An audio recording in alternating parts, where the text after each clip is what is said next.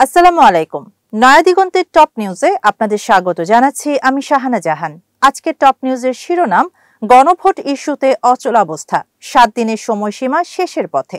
অন্তর্বর্তী সরকারের দেয়া 7 দিনের সময়সীমা প্রায় শেষ। তবুও গণভোট ইস্যুতে রাজনৈতিক দলগুলোর মধ্যে কোনো ঐক্যমত্য গড়ে ওঠেনি। বড় কোনো দল আনুষ্ঠানিক আলোচনায় বসেনি। এতে ফেব্রুয়ারির নির্ধারিত নির্বাচন নিয়ে নতুন সংকটের আশঙ্কা বাড়ছে।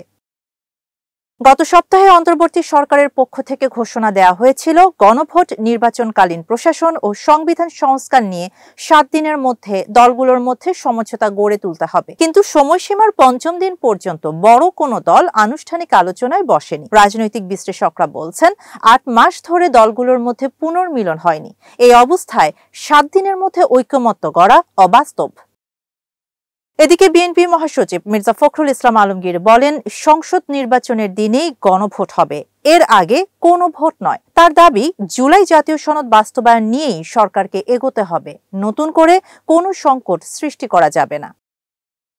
অন্যদিকে জামায়াতে ইসলামীর নায়েবে আমির সৈয়দ আব্দুল্লাহ মোহাম্মদ তাহেরের মতে, গণভোট জাতীয় নির্বাচনের আগেই হতে হবে, এটি জনগণের দাবি। তবে জামায়াত জানিয়েছে, তারা আলোচনার জন্য প্রস্তুত থাকলেও বিএনপি থেকে সাড়া মেলেনি। এনসিপি, এবি পার্টি, গণ অধিকার পরিষদ ও গণতন্ত্র মঞ্চের কয়েকটি দল নিজেদের মধ্যে আলোচনা করলেও বিএনপি বা জামায়াতের সঙ্গে যোগাযোগ হয়নি। এনসিপি নেতা সারওয়ার তুষার বলেছেন, সরকার এখন নিরপেক্ষতার চেয়ে নিষ্ক্রিয়তার পরিচয় দিচ্ছে, যা রাজনৈতিক স্থিতিশীলতার জন্য ঝুঁকিপূর্ণ।